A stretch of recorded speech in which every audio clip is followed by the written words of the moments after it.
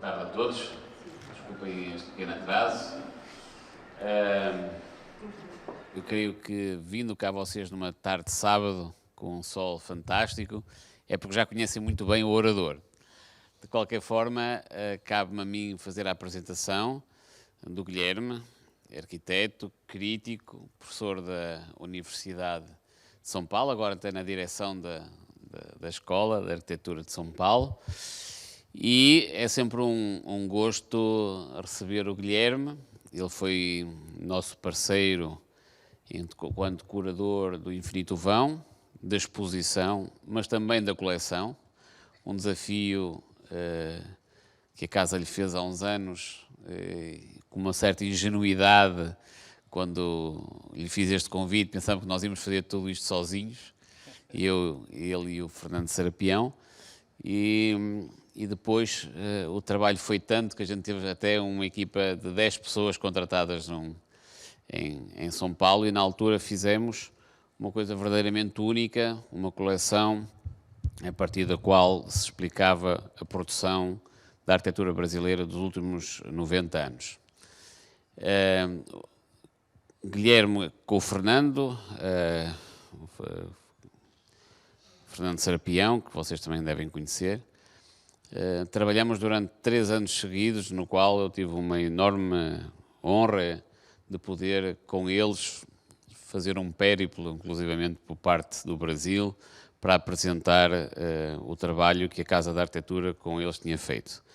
E, portanto, é sempre um gosto poder receber o Guilherme, que, além de tudo, tem hoje aqui um desafio, uma provocação que eu fiz para ele, porque tínhamos... Eu sei que ele hoje não vem sozinho, traz-nos aqui a memória do Paulo Mendes da Rocha, um amigo comum, com quem nos habituamos a conviver, a aprender, a conhecer.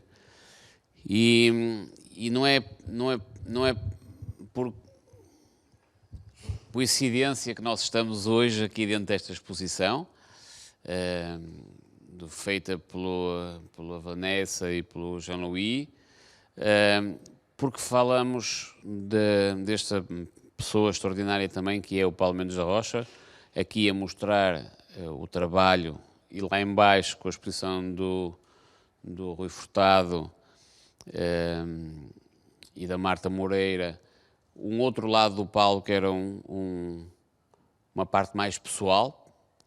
E o que eu fiz de desafio ao Guilherme, sendo que o Guilherme naturalmente conhece muito bem o trabalho do Paulo, mas também conhece muito bem o que era a pessoa do Paulo, o seu pensamento, e passou com certeza, tal como eu, muitas noites de troca, de conversa com o Paulo, e conseguiu usufruir até mais do que eu, porque inclusivamente chegou a ser aluno do Paulo, certo, Guilherme?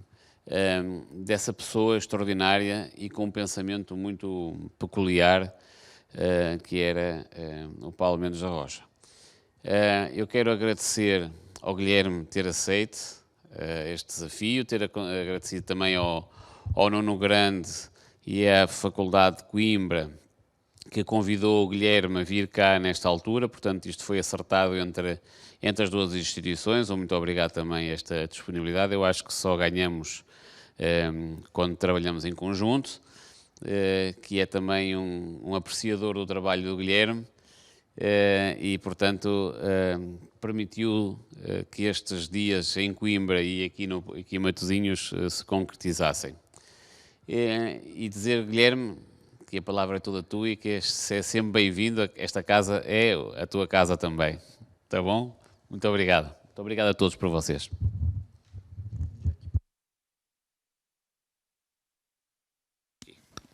Alô, alô, alô.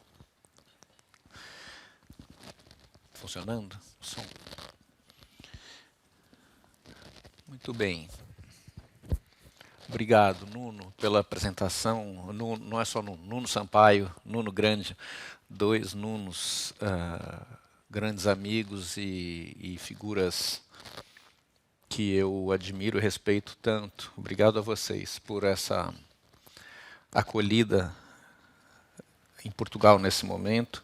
Uma felicidade poder vir ao espaço expositivo conversar com todos e todas aqui sobre o trabalho e a pessoa do Paulo Mendes da Rocha. Como disse o Nuno Sampaio, eu também me sinto muito à vontade aqui na Casa da Arquitetura. Sou um antigo colaborador e espero estar sempre presente. Quem sabe em 2028, né, Nuno, quando fizer 100 anos desse percurso de arquitetura brasileira que se iniciou com a Casa Modernista do Warszawski, que a gente faz alguma outra coisa. O risco, hoje eu já tinha vindo para a abertura da exposição aqui, já tinha gostado muito, e hoje eu vim de manhã para rever a exposição antes de conversar com vocês. E já me emocionei de novo. O risco numa ocasião como essa aqui, onde a gente fala sobre o Paulo e o trabalho do Paulo, é se emocionar, né? Eu vou fazer um esforço para não passar por isso. Mas, então, o Nuno Sampaio tinha me pedido, quando conversamos sobre o que falar aqui hoje, porque essa exposição é dividida em duas, né? Temos aqui a exposição principal, nessa nave, e a exposição lá embaixo, que aborda o discurso do Paulo, em vários momentos em que ele está falando, conversando. E talvez para um público como aqui, em Portugal, que não é um público que se acostumou a conviver com o Paulo como nós lá em São Paulo, não seja tão fácil entender a relação entre as duas coisas, a obra construída e o que ele diz.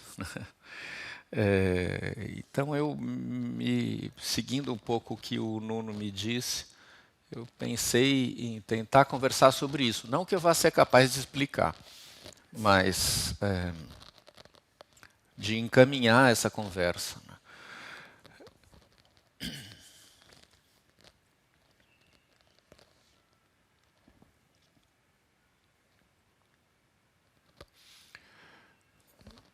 E eu vim uniformizado hoje aqui com a camiseta do Museu da Escultura e da Ecologia, o MUB. Atualmente eu tenho a felicidade de ser curador no museu. E com isso eu escolhi começar a conversa falando sobre o projeto do MUB e mostrando uma famosa foto do Paulo que foi tirada lá. Ela faz parte da mesma série da foto que abre a exposição aqui. Vocês devem ter reparado que tem uma foto do Paulo Mendes da Rocha na entrada, com ele com a cabeça encaixada embaixo da estrutura da viga. Naquele caso, fazendo uma cara de bravo aqui, também, né?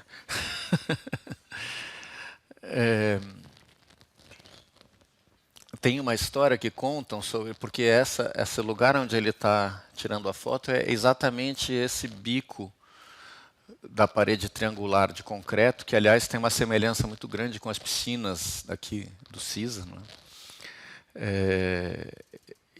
E a concretagem foi feita dentro do que era possível na técnica brasileira nos anos 80 para 90. E não ficou bom, né? A quina ficou imperfeita, ficou muito irregular. Dizem que o mestre de obra chamou o arquiteto, se desculpando já, porque tinha ficado dessa forma, e propunha o mestre de obra como solução colocar umas peças metálicas nessa quina para deixar elas bem retinhas. E claro que o Paulo não quis. Dizem, isso é mentira, mas existe essa lenda urbana de que ele pegou uma marreta e foi lá e bateu para quebrar mais, para deixar mais imperfeito, né? E aí depois tirou essa foto. O fato é que essa imperfeição agradava, né? Uma ideia de que nada, enfim, nunca seremos Miss Van der Rohe no Brasil, né? É uma outra escola. O MUB é uma obra, não é só por isso, a razão pela qual eu escolhi começar essa conversa abordando esse projeto e essa obra, porque eu acho, não sou só eu que acho, mas que que essa obra foi responsável por uma sobrevida ou uma segunda vida do arquiteto Paulo Mendes da Rocha, porque o Paulo é um arquiteto que nasceu em 1928, em 1958, portanto com 29 para 30 anos, ele ganhou o concurso para o ginásio do Clube Paulistano, o projeto que está aqui, um pouco mais para lá, na exposição, tem maquete, está aqui, desculpem, a maquete, né? E foi a obra inaugural que já ganhou muita relevância. Ele, com 29 anos, passou a ser um arquiteto conhecido em São Paulo. Essa obra ganhou o grande prêmio da Bienal de São Paulo 3 anos depois. E ele seguiu uma carreira importante. Em 1970, ele fez o projeto para o Pavilhão do Brasil na Expo em Osaka, no Japão, cujo proposta curatorial do Flávio Mota está aqui. O projeto arquitetônico aparece aqui na exposição mais lá para o meio. Quer dizer, são obras importantes, junto com escolas, casas, equipamentos públicos, mas essa primeira fase ficou muito associada ao que a gente chama de escola paulista e um pouco subjugada à presença do Vila Nova Artigas como mestre dessa escola. E quando chega os anos 80, com toda a discussão do pós-modernismo, que apesar de tudo no Brasil não foi tão forte quanto aqui na Europa, né, mas a arquitetura da Escola Paulista foi considerada ultrapassada e havia gente, eu entrei na faculdade como estudante em 91, havia gente que dizia, Paulo Mendes da Rocha, aquele arquiteto que já morreu, e a gente falava isso, embora ele fosse professor na universidade. E, na verdade, quando o MUB fica pronto, ele é inaugurado em 1995, no mesmo momento em que ele está fazendo o projeto para a Pinacoteca, que está aqui nessa projeção atrás de vocês, que é a reforma de um edifício importante, um museu eclético, né, que ele assume e transforma completamente. Então, no início dos anos 90, ele está inaugurando o Museu da Escultura, a Pinacoteca, a Praça do Patriarca, que está aquela maquete um pouco mais para lá, que é uma cobertura metálica curva, a Loja Forma. É uma sequência de obras que fazem com que as pessoas passem a admirar muito o trabalho dele, já numa nova chave, e ele começa a ganhar os prêmios, né? Primeiro o Mies van der Rohe, na Espanha, e depois todos os principais prêmios do mundo. Eu acho que essa obra é a grande responsável por isso, o MUB. Com toda a liberdade poética, radical, que ela tem, quando ele ganha o concurso para esse museu, em 1986, o Brasil tinha voltado a ser democracia depois de 21 anos de ditadura. Era muito recente. E o Vila Nova Artigas tinha falecido também há 1 ano apenas. Então, a impressão que eu tenho é que, nesse momento, o Paulo é como se ele dissesse, agora sou eu. Agora é a minha vez. Sou eu que vou assumir e vou liderar. O Niemeyer já tinha uma carreira, evidentemente, em decadência, nessa altura. E essa é a obra-chave, né, onde ele mostra isso.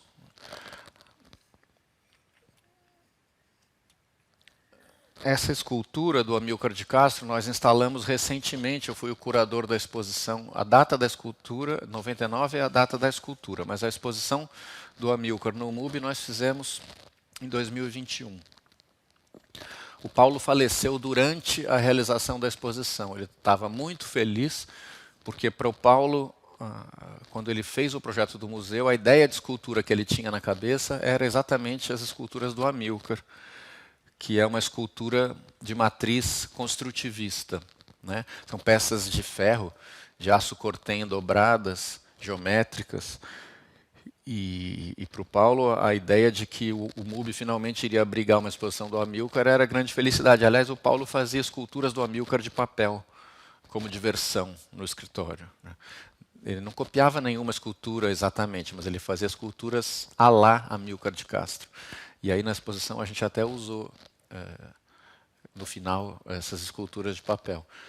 Aqui a gente percebe, foi o Paulo que escolheu o lugar para implantar essa escultura, a relação muito forte de contraposição entre a verticalidade da peça e a horizontalidade da outra escultura, que no caso é arquitetônica, né? Que é essa viga, essa viga marquise de concreto protendido com vão de 62 metros, que é uma peça que não tem função nenhuma. Mas se vocês se perguntarem, tá, mas para que existe essa viga? A resposta é, não tem nenhuma função. Ela é uma peça colocada como um marco espacial, né? Portanto, é uma demarcação do lugar. O Paulo dizia, o museu é escavado, né, porque o terreno é um terreno em declive. Você tem a Avenida Europa, que está passando ali na frente, mas você tem aqui a Rua Alemanha, que é um bico, né, por isso que a forma da implantação é triangular. A rua dobra em bico, que é uma coisa bem portuguesa, aliás, né? Se fosse uma cidade de colonização espanhola, dificilmente o traçado seria esse. E a rua cai. Então o terreno tem uma diferença de cota razoável. Por isso aqui no projeto, a implantação pensada em corte, ela desenha a galeria do museu como um espaço subterrâneo e constrói uma praça térrea que assenta em platôs, em 3 cotas diferentes. E ele dizia, eu construí a viga para demarcar o lugar e mostrar para quem estiver passando que aqui existe alguma coisa. Porque senão seria um terreno vazio. E aí a viga ela funciona como uma espécie de régua, né, de demarcação de escala, porque ela atravessa o terreno de ponta a ponta. 62 metros é o vão da viga, porque o terreno tem um pouco mais de 62 metros. Ela quase que encosta na avenida e vem encostar aqui do outro lado. Isso é, e a técnica disponível, digamos, a engenharia, o cálculo, permitiu que fosse possível fazer isso sobrevoando, sem nenhum apoio no meio. Ele também fazia referência a Stonehenge como se o MUBI fosse um diálogo com o ato primordial de empilhar pedras, né? Quer dizer, estaríamos aqui em relação com a origem da arquitetura, alguma, não é a origem com A maiúsculo, com alguma origem da ideia de construção que coincide também com a escultura, que é o programa, pelo menos principal do museu, assim como entendido inicialmente. O ato de empilhar pedras como quem constrói um lugar, demarca esse lugar. Até hoje ninguém sabe muito bem, Stonehenge, né, qual era a função desse lugar. Supõe-se que ritualístico, mágico ou religioso, como queiramos dizer, né? E só que no caso do MUBI, uma referência a esse gesto primordial nos tempos do concreto protendido. E, sobretudo, com o impacto da influência ou da inspiração que ele tinha no surrealismo. Então, o Paulo dizia que esse quadro do Magritte, né, tinha sido um estímulo muito grande, sempre foi para ele, com esse paradoxo, né, de uma rocha que flutua, como se a lei da gravidade tivesse sido suspensa temporariamente. Estamos aqui no campo do surrealismo, tá certo? A lei da gravidade suspensa temporariamente e, de repente, uma rocha, que pode ser um meteorito, parou no ar. É bonito porque o Magritte pinta uma nuvem em cima que de alguma maneira ecoa a espuma das ondas embaixo, como se essas duas emanações, né, da espuma ou do gás, né, estivessem mediando o peso da pedra que está no meio. Mas esse paradoxo, quer dizer, uma pedra poder flutuar, seria o grande paradoxo que orienta o objetivo de um arquiteto ao pensar um edifício, que, no entanto, é claro que não é um milagre, né? Não é porque... vamos voltar. Não é que essa viga milagrosamente flutue, ela está apoiada nos seus extremos, mas como esse próprio croquis que está na minha camiseta aqui, que é o croquis em corte do museu, ele desenhava o corte da marquise como se ela não tivesse pilar, né? Como se ela flutuasse no ar, que seria um pouco a realização desse paradoxo. Por isso que o vão é tão grande, porque às vezes você olha para essa peça e os apoios estão tão longe visualmente do nosso campo de visão que você só vê um recorte de concreto passando, né, como se ele voasse. Nos desenhos, muitas vezes nos croquis, o Paulo faz como se ele imagina justamente a marquise cortando uma escultura que está atrás. Tem outros desenhos, eu não pus aqui, mas ele também desenha o contrário. A escultura cortando a visão da marquise. São sempre visões fragmentárias, né? O que ele mais odiava são as fotos do MUBI muito recuadas, onde você vê a viga inteira apoiada nos dois pilares. Quer dizer, essa visão objetual era o que ele não queria. O que ele gostava era da ideia fenomenológica da peça sempre fragmentada, né?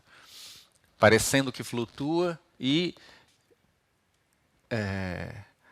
relacionando-se volumetricamente com a escultura. Como aqui. Vocês podem imaginar, embora essa foto não esteja nesse ângulo, mas para quem está na praça do outro lado, olhando para cá, você vê a verticalidade da escultura cortada pela viga em primeiro plano. Então, essa interpenetração de uma coisa na outra é o que justamente conduzia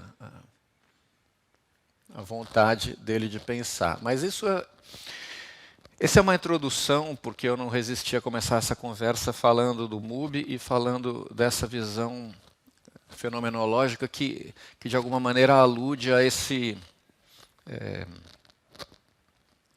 raciocínio que volta a uma espécie de arcaísmo, né? O ato primordial de empilhar pedras, que é uma coisa que eu acho que o Vila Nova Artigas nunca faria, né?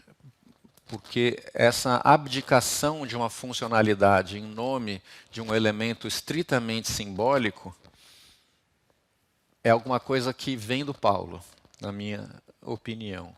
Mas agora eu vou me aproximar mais do título da conversa, que é a relação da política com o discurso. E queria começar isso dizendo que eu tive a felicidade de organizar vários livros sobre o Paulo, e num deles, que é um livro de entrevista, eu organizei ele inicialmente para uma editora em São Paulo chamada Azog, no Rio, desculpem, que tinha uma coleção de livros de entrevistas de grandes personalidades, e depois aquele livro que eu organizei acabou sendo reciclado aqui em Portugal pela Monad, onde eu participei da edição, né, do livro Futuro Desenhado, que vocês têm aqui também. E fazendo isso, quando a gente tem, inclusive, porque tem essas conversas, essas entrevistas todas em um arquivo digital, tipo Word, você consegue dar busca pelas palavras, né? E eu tinha lá todas as entrevistas do Paulo e dei busca pela palavra Brasil. 0. Deu 0. Aí dei pela palavra América, deu tipo 50, 60, sei lá. E isso é interessante perceber, essa obsessão dele pela América, né?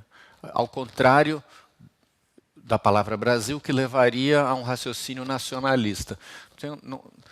Uma das coisas que mais irritava o Paulo eram pensamentos nacionalistas, isso é, modos fechados de se pensar uma questão. Para ele, uma política territorial devia sempre se colocar na escala geográfica, que também é a escala do continente. Então, por exemplo, ele muitas vezes dizia, para um rio ele não se importa se ele é de um país ou do outro, porque os rios vão passando e atravessando fronteiras, os recursos naturais, tudo isso, né? E a linha do Tratado de Tordesilhas, vocês sabem bem o que é, né? Esse acordo entre Portugal e Espanha na colonização, que ao final nem foi tão respeitado assim, porque a parte portuguesa, que é o Brasil, avançou muito mais do que essa linha. Mas mesmo assim, o que esse tratado ou esse processo colonial nos legou foi uma separação muito grande entre a América Portuguesa, o Brasil, e a América Hispânica. Essa separação permanece até hoje, culturalmente falando.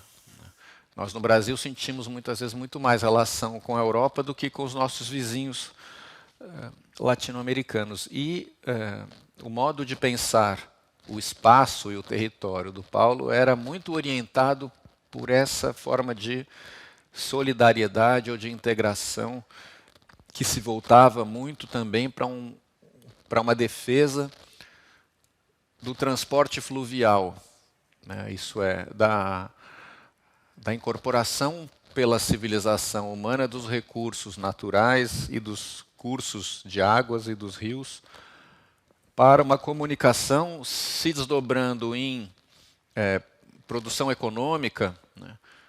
Por exemplo, o quanto é importante para um país como a Bolívia ter uma saída para um porto no mar, ou o Paraguai, né? Os dois países da América do Sul que não têm porto. E, portanto, a criação de uma rede de conexão, de transporte que permitisse essas ligações, né? Ao contrário do movimento que foi feito no continente como um todo, e no Brasil em especial, desde os anos 50, de ênfase no transporte rodoviário por caminhões pelas estradas, desmontando as linhas férreas e muito mais ainda a possibilidade de uma comunicação pelos rios. Essa maquete que está aqui, um pouco mais para lá, também dentro da mesa, né? O Paulo gastava muito tempo confeccionando barquinhos de papel, né? Acho que talvez fosse uma das coisas que mais desse prazer a ele na vida, fazer essas coisas, né? Porque ao fazê-las ele estava como que refazendo uma maneira de viver, né? Que ele aprendeu desde a infância, porque o Paulo nasceu em Vitória do Espírito Santo, que é uma cidade portuária. Ele muitas vezes repetia isso, como era importante a experiência de viver numa cidade portuária, porque o porto é um lugar que recebe, é muito cosmopolita, né? As pessoas chegam e saem, a vida que se tem ali, e essa noção de uma vida móvel, né? de um estar não em terra firme, mas sempre se deslocando. Tanto é que o Paulo, por exemplo, embora no Brasil e na escola paulista em especial houvesse sempre uma resistência muito grande ao chamado pós-modernismo, o Paulo sempre disse que o Teatro do Mundo do Aldo Rossi era uma das obras que ele mais admirava, em Veneza, né? Que é aquele teatro colocado sobre barcos e que se deslocava pela cidade. Quer dizer, isso reproduz uma maneira de pensar que era muito convergente com a do Paulo. E ele tinha, de fato, uma admiração muito grande pela cidade de Veneza. Portanto, de todos os prêmios que ele ganhou na vida, evidentemente, o que deixou ele mais feliz foi o Leão de Ouro da Bienal de Veneza, porque por tudo que isso significa, né? Mas ele fazia insistentemente o discurso sobre a virtude da técnica, que é a transformação de um terreno pantanoso, como a Laguna Vêneta, num espaço de ocupação humana e de urbanização. Isso é a capacidade que os humanos tiveram de dominar aquela paisagem, aquele lugar, e fazer de um lugar inóspito um lugar incrível, né? Pela sua posição geográfica, pelo fato de Veneza estar no norte de uma porção do Mediterrâneo, agora eu não sei bem se é o Adriático, acho que é, né? Num lugar onde, digamos, todo o comércio que vem por barcos desde o Oriente poderia chegar mais próximo do coração da Europa, então interessava que esse lugar geográfico fosse um lugar especial e decide-se urbanizar e construir uma cidade, e essa cidade é a cidade dos canais, né? A cidade do confronto entre civilização e natureza. O Paulo tem um discurso, claro, mais, não sei se eu posso usar a palavra moderno, no caso seria contemporâneo, comparativamente ao Le Corbusier, mas muito próximo ao do Corbusier nesse caso. Se alguém aqui já leu o livro Precisões, do Le Corbusier, né? O livro Precisões é o livro do diário do Corbusier na América do Sul, em 29. Tudo que o Corbusier escreve em Precisões parece o Paulo falando. É muito impressionante a semelhança. E em vários momentos, porque também naquela altura o Corbusier chega e ele viaja de avião entre São Paulo, Rio, Montevidéu e Buenos Aires e sobrevoa o continente, vê os rios, fala sobre a lei do meandro, né, dos rios que correm sobre várzeas, sobre a Cordilheira dos Andes, estabelece todo um raciocínio sobre escala, a partir da visão territorial que ele tem. E o Corbusier fala que, dentro de um raciocínio que é muito próprio ao Corbusier, né, que o desafio da arquitetura é como domar uma natureza aparentemente indomável, mas numa relação de amor e ódio, digamos assim, né, onde a natureza ela como que escapa permanentemente dessa tentativa humana de se assenhorar dela, mas em certos momentos ela concede. Então tem uma frase famosa em que ele diz que urbanizar numa paisagem como aquela é como que jogar um jogo a dois, com e contra a natureza. Esse raciocínio do Corbusier é quase ipsis literis o do Paulo. Só que o Paulo faz isso décadas depois, num outro contexto cultural. Mas eu acho que essa relação ela precisa ser pensada e desenvolvida. E é importante dizer, isso também está em algum momento aqui da exposição, a exposição que a Vanessa Grossman e o Jean-Louis Cohen fizeram, ela é muito completa em relação a esses temas que eu estou querendo levantar agora, mas aqui tudo isso está espalhado ao longo de muita coisa, né? Então eu estou procurando fazer um certo recorte dentro de uma perspectiva, cujos materiais vocês conseguem encontrar aqui. O pai do Paulo, que também se chamava Paulo, Paulo Menezes Mendes da Rocha, foi um importante engenheiro, né, que cuidou de obras de construção de açudes contra a seca no nordeste do Brasil, né, e era um engenheiro da cadeira de portos e navegações. Quando vieram para São Paulo, ele se tornou professor da Escola Politécnica, da USP, e se tornou depois diretor da Escola Politécnica por muitos anos. E a área dele era justamente a de portos e navegações.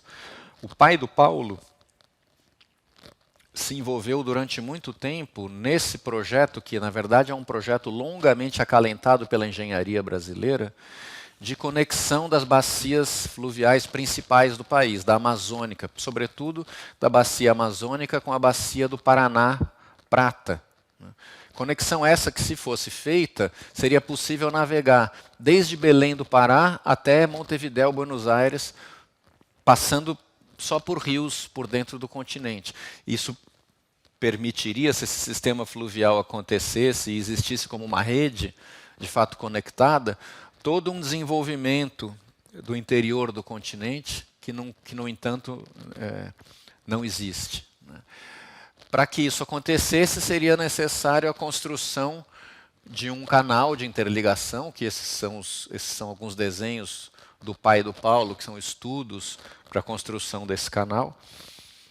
E essa obra, que nunca foi feita, ela é uma espécie de Madeleine do Paulo, né? No sentido proustiano, assim, é o lugar de onde vem tudo. É como se fosse a origem da inspiração, das reflexões, das inquietações. E junto com essa obra, que é o desmonte hidráulico do Morro do Castelo, no centro do Rio de Janeiro, com a qual se construiu o Aterro do Flamengo. O Aterro do Flamengo é construído em 2 etapas. A primeira etapa é essa, isso foi feito em 1922, isso fazia parte de um conjunto de grandes obras no Rio, que foram feitas no contexto dos 100 anos da independência do Brasil. Era no mesmo ano da Semana de Arte Moderna, que acontecia em São Paulo, mas não tem relação direta. Essa foi a primeira parte. Houve uma segunda parte, que aconteceu já final dos anos 50, início dos anos 60, que depois dessa segunda que se construiu o aterro com o projeto do Reide e do Burle Marx, que vocês conhecem, que aliás eu acho que está aqui. Né? Mas essa primeira etapa, que foi a mais radical, o Paulo sempre dizia que era uma beleza, porque essa obra foi feita com jatos de água de alta pressão, né? E o desmonte do morro foi hidráulico, porque ele foi feito sem uma machadada, nenhuma picareta, nenhum trator, só com água, porque era um morro só de terra, sem pedra, né? De terra muito compacta. Então, com esses jatos de alta pressão, você vai derretendo a terra, ela vai virando lama. Vejam, eu estou colocando uma imagem como essa, não ignorante do fato de que uma obra como essa é extremamente polêmica. Né? Há muita gente que argumenta que o desmonte do Morro do Castelo e do Morro de Santo Antônio no centro do Rio foram uma operação de gentrificação e de violência urbana terríveis, porque, aliás, nesses morros estava boa parte da ocupação original da cidade e de populações de baixa renda que moravam aí que foram expulsas. Mas, de fato, esse não era um aspecto que incomodasse ao Paulo. O discurso do Paulo era muito mais de sobrevoo em relação a esses problemas e uma visão de que, muitas vezes, as cidades passam por processos assim para que elas melhorem e se tornem virtuosas. Então, o Paulo insistia muito no aspecto virtuoso de uma obra como essa, que era a transformação da paisagem com grandes aterros, né, e a disponibilização dessa nova paisagem artificial para uma cidade que logo depois veio a ser a cidade da Bossa Nova, a cidade, né, da arquitetura moderna, de toda uma tradição que fez do Rio de Janeiro mundialmente conhecido por ser não apenas um lugar lindíssimo do ponto de vista geográfico, mas também pela intervenção humana. Aliás, dito isso, eu não vou resistir a dizer que o Paulo também falava muito sobre a canção Corcovado, do Tom Jobim, e ele dizia assim, né, da janela, os versos do Tom Jobim, da janela vê-se o Corcovado, o Redentor, que lindo. E ele dizia provocativamente, o Paulo, as pessoas ficam pensando que o que é lindo que é o Redentor, né, na música. Não é isso. Ele dizia, não é isso. O Tom Jobim não é tolo. Ele não diria que o Redentor é lindo, aquele Redentor horroroso. Né? Na verdade, o que é lindo, o que está sendo dito como lindo na canção, é a janela. Da janela vê-se o Corcovado, o Redentor, que lindo. O que é lindo é você ver aquilo da janela. Isso é, você está num prédio de apartamentos em Copacabana, no 20º andar, e desse lugar é que você pode descortinar uma paisagem. Essa é a beleza.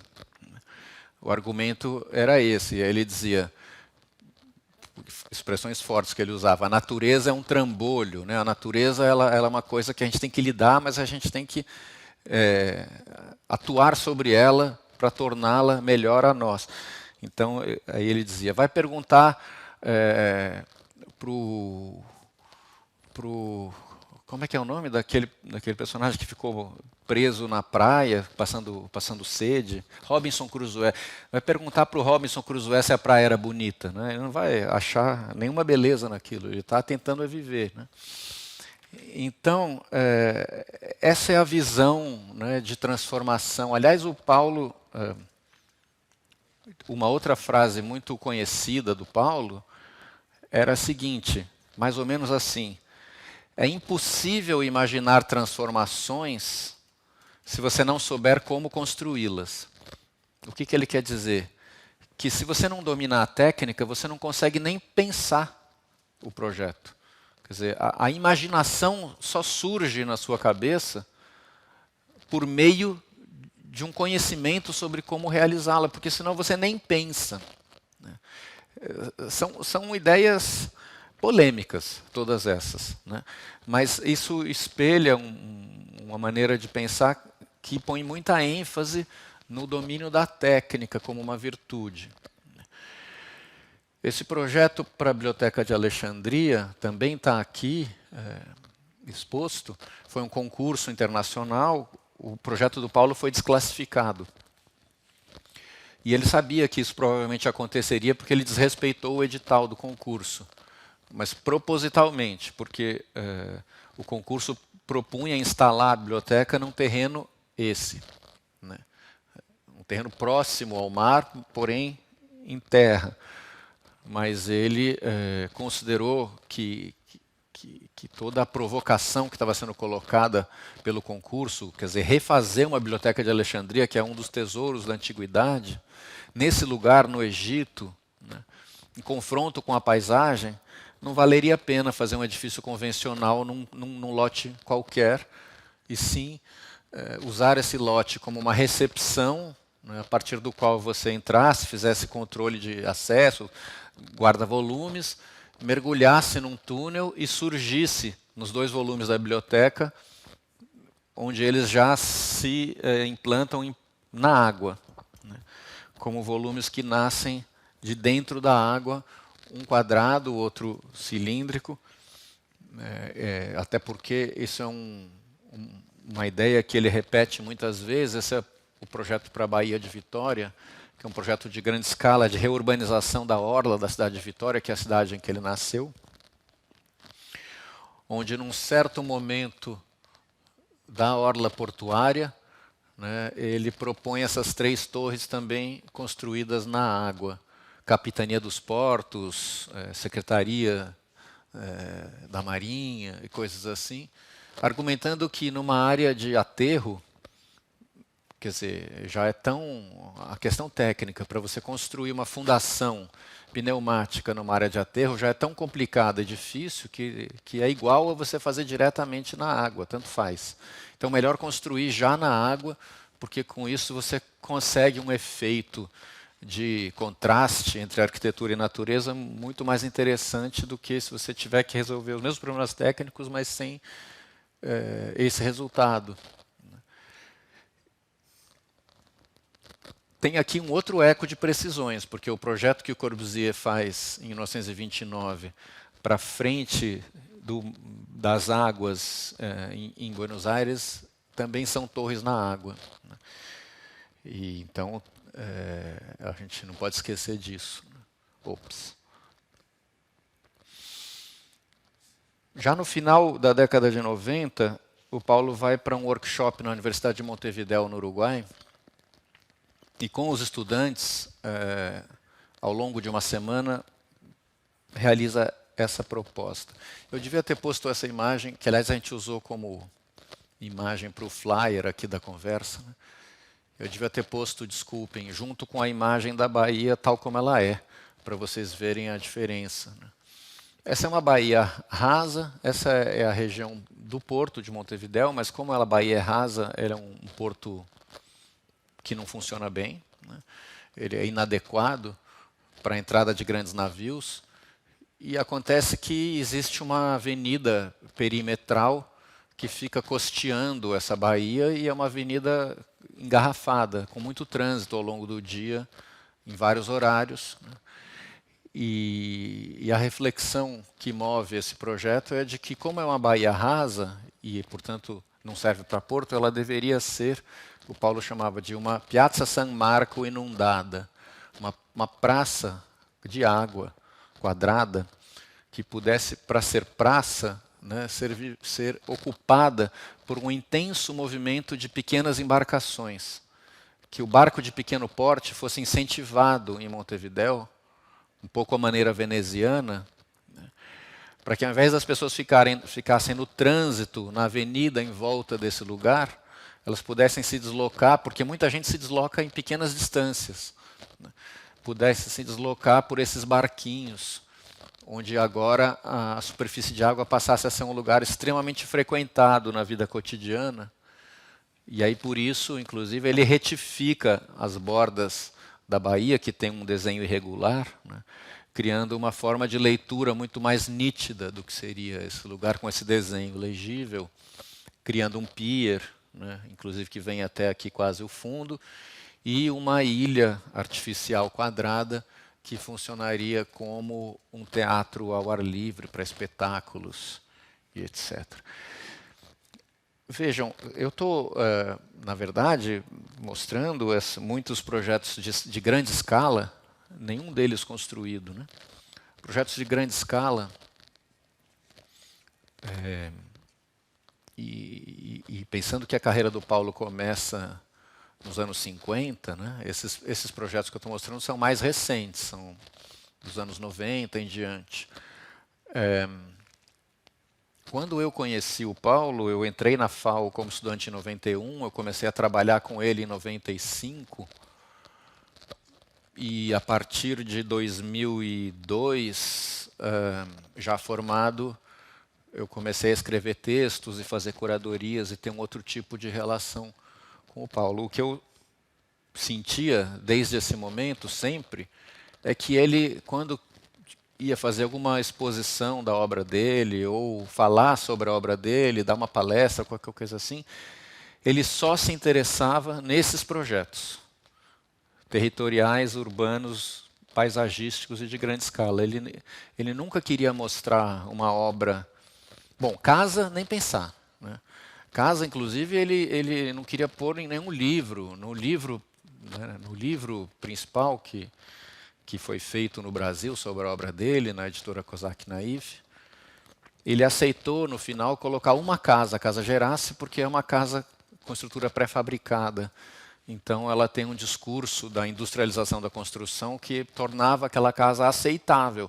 Mas a própria ideia de casa, né, a ideia de que você pegue um lote para construir uma coisa de tão baixa densidade quanto uma residência,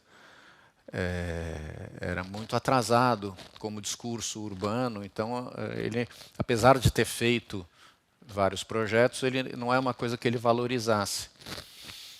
Mas nem obras, nem obras maiores, àquela altura, a partir dos anos 90, ele não dava importância. O que ele queria era discutir a transformação da paisagem, né, em prol de ideias como a intensificação do transporte fluvial, a transformação da natureza em prol de um bem viver, né? E isso tudo pensado como uma forma política de atuação, né? Quer dizer, uma exposição de arquitetura estrito sensu, um desenho de uma planta, uma estrutura, uma viga, eram coisas que ele considerava tolas. Não que ele fosse considerar tola essa exposição, eu não sei o que ele diria sobre essa exposição que está aqui agora. Eu sei que ele resistiria muito a fazê-la, eu imagino. Mas não é isso que eu quero dizer agora. O que eu quero dizer é que ele tinha essa... para ele, a ideia, o que devia ser defendido como discurso, é essa questão territorial e da grande escala. Isso começa com esse projeto, em 1980. Isso ainda era ditadura militar. O governador de São Paulo era Paulo Maluf, um engenheiro que é um dos grandes símbolos da política da ditadura, né? Eu escrevi os textos, os memoriais dos projetos para o primeiro livro do Paulo, o livro da Kozak Naif, porque os textos do Paulo de memoriais de projeto eram textos muito metafóricos, né? Difíceis de virarem livro. Então eu recebi a encomenda de escrever os memoriais e escrevi.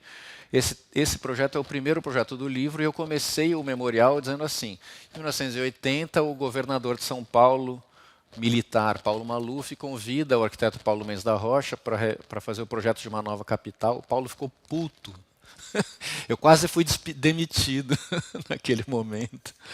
E por pouco que os caminhos não se separaram ali. Mas eu acreditava que deveria dizer, né, essas coisas, em que inclusive o projeto do Paulo é tão bom que ele que ele aguenta você dizer que ele foi encomendado pela ditadura.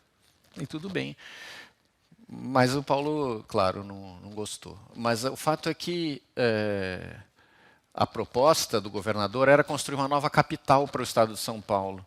Como o Brasil já tinha feito uma nova capital, Brasília, né, você fazer uma grande obra e fazer todo um investimento. Mas o que o Paulo propõe é não mudemos a capital, a gente mantém a capital na cidade de São Paulo, porém, sim, aproveita a oportunidade para construir uma cidade nova, que seja uma cidade exemplar, do ponto de vista do que deve ser o raciocínio da urbanização na sua relação com a paisagem. Então, ele escolhe, aí cada arquiteto que participou era uma espécie de concurso, escolhe uma localização, o Paulo propõe esse lugar à margem do rio Tietê. O rio Tietê passa dentro da cidade de São Paulo e é um rio curioso, porque a maioria dos rios eles nascem mais no miolo do continente e correm para o mar, né? Isso é, nascem em montanhas que estão geralmente em áreas mais interiores e correm para o litoral. O rio Tietê ele nasce muito próximo ao litoral e corre para dentro. Vocês estão vendo? Aqui. E aí ele deságua no Paraná, que depois vai desaguar lá no Rio da Prata e etc. Então, ele propõe que seja construída uma cidade porto fluvial à margem do rio Tietê, que essa cidade, porque também 2 linhas de trem passam paralelas ao rio, e que essa cidade faça uma interligação entre o transporte fluvial e o transporte ferroviário, e ele seja um polo universitário para o estudo das águas e dos seres dos rios, né, dos peixes, dos moluscos. Não sei se tem molusco em rio, não, né? O André está aqui, ele vai me matar. Tem? Então, de toda essa vida aquática fluvial, né, uma cidade universitária voltada para essas pesquisas e que incentivasse o transporte de cargas pelo rio com as necessárias obras de construção de eclusas quando há diferenças de cota e etc., para que esse sistema então passasse a funcionar de forma virtuosa. O projeto da cidade é um projeto como quem defende uma tese, né? A ideia de que essa era uma localização ideal, uma ação que essa sim o governo deveria fazer, e ela serve poeticamente um pouco como um nó dessas bacias hidrográficas, Amazônica e Paraná-Prata, né, para a ocupação delas, né, de forma exemplar. Quase terminando aqui a minha apresentação, e aí eu vou abrir a palavra para vocês fazerem questionamentos, perguntas, para que isso vire uma conversa. Eu estava no escritório do Paulo quando ele recebeu um telefonema que resultou nesse projeto. Às vezes o Paulo ficava... Porque a partir de um certo momento, vocês devem saber disso. Aliás, eu fui junto com o Martim Corulon, os últimos estagiários no escritório do Paulo. Depois de nós, em 97 para 98, o Paulo deixou de contratar gente, transformou o escritório dele num lugar onde só tinha ele e a secretária, que atendia telefone, batia a máquina ainda, e passou a fazer os projetos associados a outros escritórios, que eram de ex-estudantes dele, né, que tornaram-se parceiros e colaboradores, como o MMBB, o Piratininga, o Eduardo Colonelli, nós mesmos no Metro, escritório que abrimos em seguida, e o Pedro Mendes da Rocha, filho dele. Então o escritório muitas vezes era um lugar que ficava vazio, mas é claro, sempre chegava gente que queria conhecer o Paulo, que ia visitar, que pedia para dar uma entrevista, e ele ficava lá. Tinha um uísque escondido atrás de alguns livros, onde ele pegava para beber, e um maço de cigarro também escondido, porque a certa altura ele já não podia mais fumar. E era 25 de janeiro, o aniversário de São Paulo, a revista Veja ligou, dizendo assim, senhor arquiteto, né, Paulo Mendes da Rocha, que ideia você daria para São Paulo? Se você tivesse que fazer uma obra em São Paulo, qual seria? E aí é o tipo de coisa que se você pegasse o Paulo num mau momento, com uma proposta desse tipo, você podia ouvir coisas horríveis. Mas nesse dia ele estava bem-humorado. E aí ele falou, uma ideia para São Paulo, mas uma ideia qualquer? Né? Uma ideia qualquer. Uma ideia hipotética. Ele falou, já sei. É uma piscina pública, uma piscina olímpica pública na Praça da República. E aí era uma ideia polêmica, porque a Praça da República é uma grande praça no centro de São Paulo, cheia de árvores, né? E lagos. E ele falava já daquele jeito dele, desqualificando aqueles lagos horrorosos que ficam marreco cagando no lago. Vamos tirar isso tudo que não serve para nada, coisa decorativa, antiga, e fazer uma grande piscina pública, né, um equipamento de verdade para a população de São Paulo. E claro que quando ele fala disso, o que ele está pensando, o grande paradigma do espaço público brasileiro para o Paulo é a praia do Rio de Janeiro, né? A praia da Zona Sul do Rio de Janeiro é o lugar por excelência, é como se fosse assim, o espaço público que deu certo no mundo. Se o Brasil é um país muito carente de espaço público, e é verdade, de certa forma, a praia, não só do Rio, de outras cidades também, mas a praia do Rio pode ser tomada como metonímia, né? É o lugar por excelência, onde essa sociabilidade democrática acontece. Então, é isso que ele sempre sentiu falta em São Paulo. É como se São Paulo se ressentisse, e é verdade, se ressentisse do espaço público, e é por isso que ele faz essa proposta, que seria pegar um lugar grande, uma praça grande, são 3 quarteirões, grande escala, desapropriar tudo e fazer uma grande piscina pública, gratuita, né, que fosse o equipamento não só para as pessoas usarem para nadar, mas também as praias, né, de um lado e do outro, como os solários, os lugares onde as pessoas usassem como se fosse a areia da praia, para ficar usufruindo num lugar central, porque isso é estratégico. Não está fazendo isso na borda da cidade, não, é no centro, no coração, no lugar mais urbano. Essa proposição, que de novo é uma espécie de trazer a natureza, entre aspas, né, para o centro da civilização urbana. Isso, claro, não foi construído, aliás, nunca se pensou que fosse, era só uma ideia, uma proposição teórica, mas, de certa forma, ele acabou fazendo, em escala mais reduzida, evidentemente, porém, na cobertura do Sesc 24 de Maio, que, aliás, está a poucos metros da Praça da República, né? É muito perto da praça, e é esse equipamento público, e é de público de verdade, né? O Sesc é gratuito, é claro, agora não é qualquer um que pode entrar nessa piscina, porque você tem que ser filiado aos comerciários, enfim, uma espécie de sindicato, mas é um grande equipamento público que oferece, foi feita uma engenharia estrutural, um malabarismo gigante para poder botar essa piscina na cobertura, porque isso é uma reforma em cima de um prédio que era uma loja da Mesbla, que era uma loja de departamentos. Ele junto com a MMBB, adaptou o prédio para o novo uso de Sesc, mas construíram toda uma estrutura nova no miolo do edifício para poder apoiar o peso de uma piscina com toda essa carga de água lá em cima.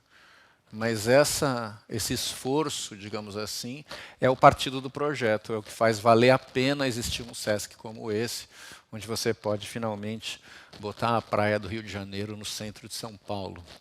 É isso, obrigado pela atenção de vocês, agora a gente pode conversar.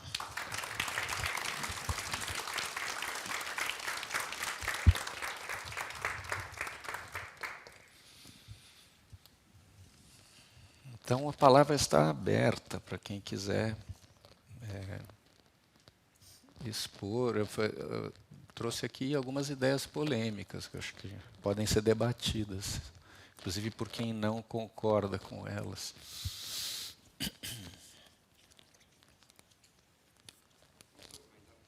Claro, Antônio. Diga.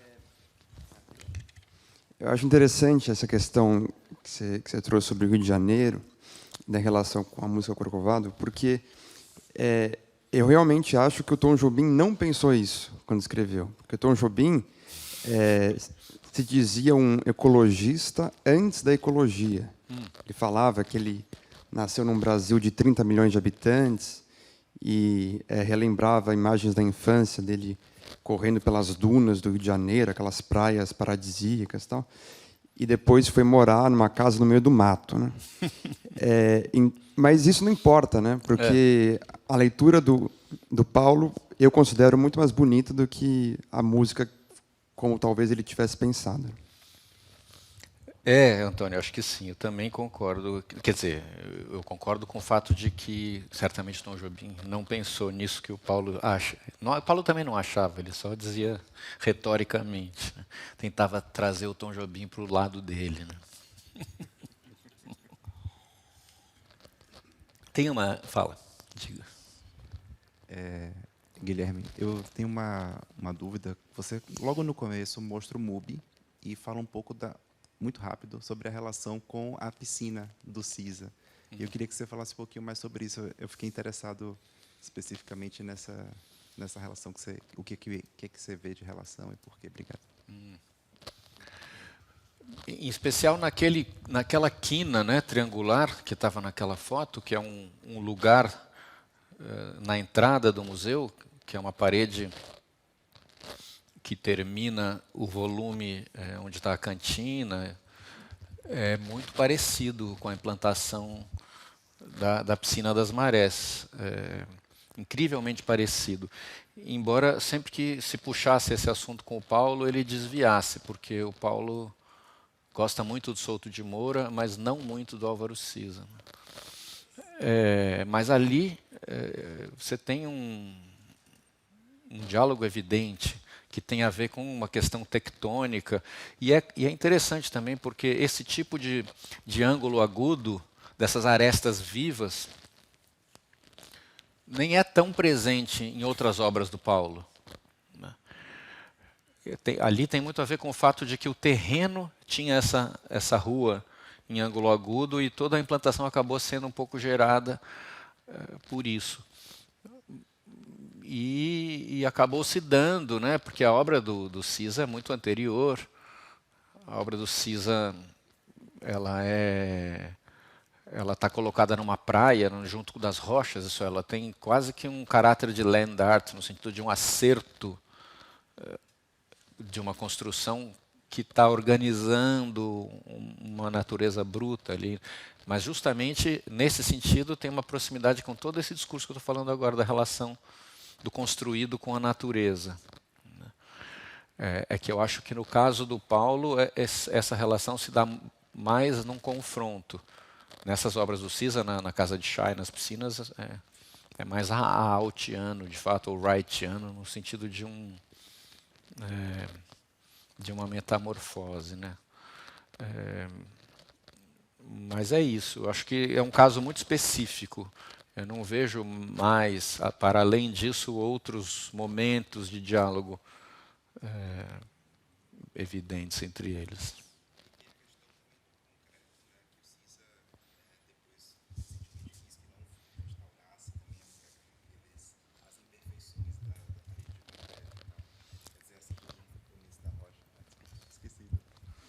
A questão também recentemente a piscina passou por, enfim, reformas e tudo, e o Siza teria dito que gostava da imperfeição, de algumas imperfeições que surgiram nas paredes de concreto, assim como a gente vê também ali no que você mostrou no início, a foto dele, né, com aquela quina, enfim, mais orgânica, talvez um pouco mais wrightiana, é isso que você fala.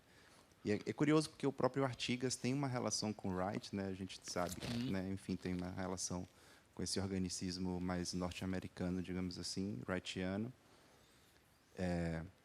Mas o que eu estava pensando, primeiro, óbvio, o MUBI liga os dois pontos do lote, né? Então, aquela diagonal acaba marcando uma vontade de fluxo, até para você poder passar por baixo dessa viga sem função, né? Que você disse, né? Mas eu vejo relações também, inclusive a própria piscina tem uma coberta, né? Enfim, uma coisa mais, talvez, ligada à arquitetura japonesa, aquelas madeiras mais escuras, mas também uma forma de você passar por uma coisa como se fosse uma caverna, enfim, uma coisa mais escura, que no caso do Mendes da Rocha acontece de fato quando você entra no museu, né? Não tanto na viga, porque é inundado de luz por todos os lados, né? É impossível. Mas eu ia fazer uma provocação, assim, você falou do Cais das Artes, e não trouxe ali, pelo menos aí na apresentação, o Coches, né, o museu. E aí eu queria saber, na sua opinião, além da relação óbvia quase cronológica entre o cais mesmo das artes, acho que é 2008, se não me engano, né, os dois projetos, quando um é de fato encomendado para o Mendes da Rocha, se você, para além da relação óbvia entre o cais das artes e o Coches, se você vê outras relações possíveis do trabalho do Mendes da Rocha com o CISA, que é uma coisa que me interessa mais, assim, ou seja, se você veria relações possíveis que você poderia trazer, assim, não nesse discurso, mas agora no bate-papo, em outras obras, ou seja, que outras obras, além da piscina, você poderia ver uma relação entre o CISA e o Mendes da Rocha? Era isso. Como é seu nome mesmo? Tiago. Tiago. Então, eu não vejo. Eu não vejo, para além do MUBI com as piscinas, quase não vejo mais nada. É muito antagônico. Com o Souto de Moura, sim. Aliás, a obra do Estádio de Braga é uma das obras que eu acho que o Paulo mais admirava de todas as que existem no mundo. Porque eu acho que o CISA tem um apreço pelo pormenor, que é exatamente o que o Paulo despreza.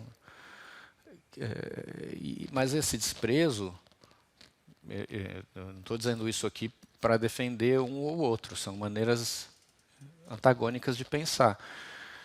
Eu acho, inclusive, que tanto o Cais das Artes quanto o Museu dos Coches não são bons projetos, na minha opinião. E eles padecem dessa simplificação excessiva. Eu já tinha tanto desprezo pelo pormenor àquela altura, são projetos tardios, né? De fim de vida, de alguém que resolve as situações com soluções um pouco genéricas, na minha opinião. E eu não sei se isso acontece com a obra do CISA, que tem uma idade bastante avançada agora, né?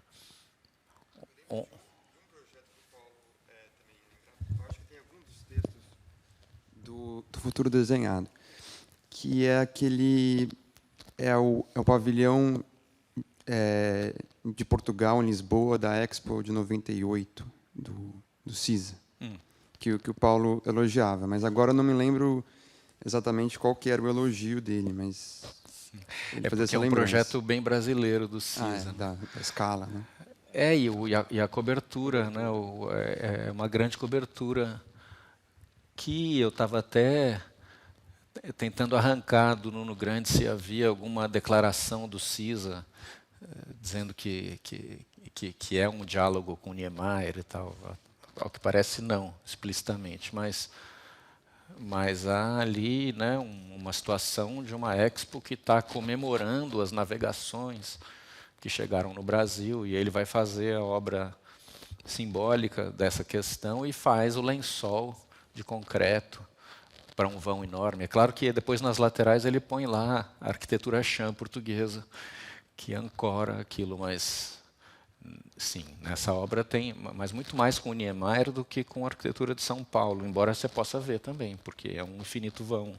E é uma grande praça coberta também, né? Uma praça coberta. Pública, né? Então, tem isso também. E pode ter relação também até com a piscina depois ali, né? Quer dizer, a piscina... Inclusive, eu ia até fazer uma pergunta.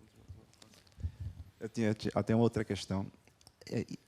O hotel Unique do Rui Otaki. Ele foi muito criticado, né? Assim, pelo formato de melancia e aquela coisa pós-moderna, enfim, essa ideia, né? E aí, quando eu vejo o croquis do Mendes da Rocha, eu fico me perguntando, não sei qual é o ano do hotel Unique, agora não consigo lembrar. Assim, talvez 90. Foi inaugurado em 2001. Em 2001. Inaugurado. Então, o projeto anterior. E eu fico me perguntando se, enfim, o que é que o Mendes da Rocha pensava do Unique, enfim, né? Fiquei mesmo aqui curioso, né? Ele detestava. Hã?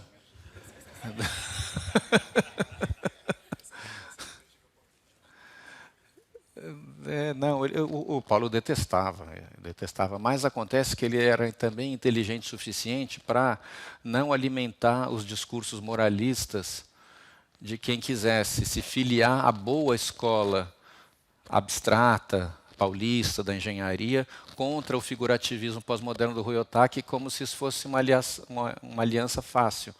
Então eu vi muitas vezes pessoas que chegavam para o Paulo querendo a cumplicidade dele para falar mal do Ruy-Ohtake, e aí ele elogiava o Ruy-Ohtake. Entendeu? Mas isso era um dispositivo. Por exemplo, eu me lembro uma resposta que ele deu uma vez que eu achei extremamente inteligente, foi numa aula magna, na aula de professor titular na FAUSP em 98, quando ao final da aula abriu para perguntas e perguntaram para ele o que ele achava do Guggenheim de Bilbao, do Frank Gehry. Era tipicamente uma casca de banana para escorregar, né? Todo mundo já sabia qual seria a resposta, já se esperava a resposta demolidora. Aí ele respondeu assim: o Marcel Duchamp fez aquele quadro chamado O Nu Descendo a Escada, que é uma figura toda desconstruída. Então ele falou, então, o Guggenheim de Bilbao é o Guggenheim do Frank Lloyd Wright descendo a escada.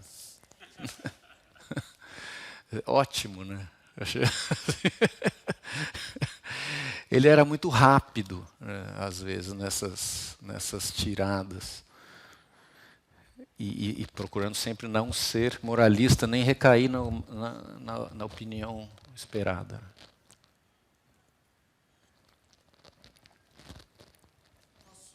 Não sei se ouve falar assim.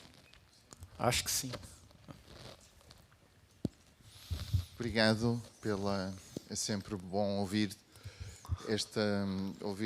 apresentar o Paulo e ver estas obras e pensar na piscina como passando a vida a fazer sempre o mesmo projeto. Não é? Mas realmente a apresentação lança várias questões polémicas e uma delas é dessa relação com a natureza, que é um assunto quente do momento.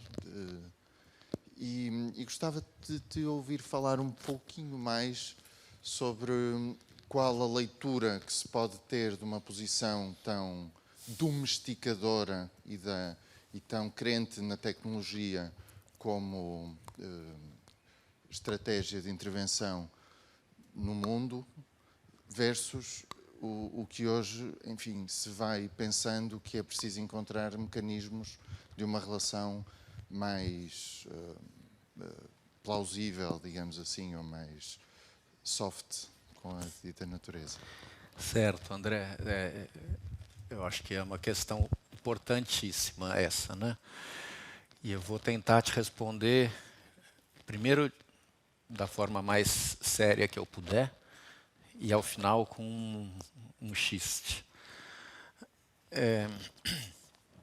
Eu acho que o discurso do Paulo é claramente um discurso do século XX, né? Um discurso que a gente pode vincular aquilo que o Marshall Berman chama de pacto fáustico da modernidade. Um livro que eu gosto muito do Marshall Berman é Tudo que é Sólido Desmancha no Ar. É um livro sobre a modernização e num dos capítulos ele analisa o Fausto do Goethe como sendo uma espécie de metáfora da Revolução Industrial. Só que é um pacto. O pacto de Fausto é um pacto com o demônio, né? O demônio dá muitos poderes ao Fausto, e o Fausto é um engenheiro. De posse desses poderes, ele transforma toda a natureza e urbaniza tudo, e cria grandes... resseca lagos, cria aterros, mobiliza equipes de operários, faz coisas gigantescas, mas ao final, em algum momento, o pacto vai ser cobrado, né?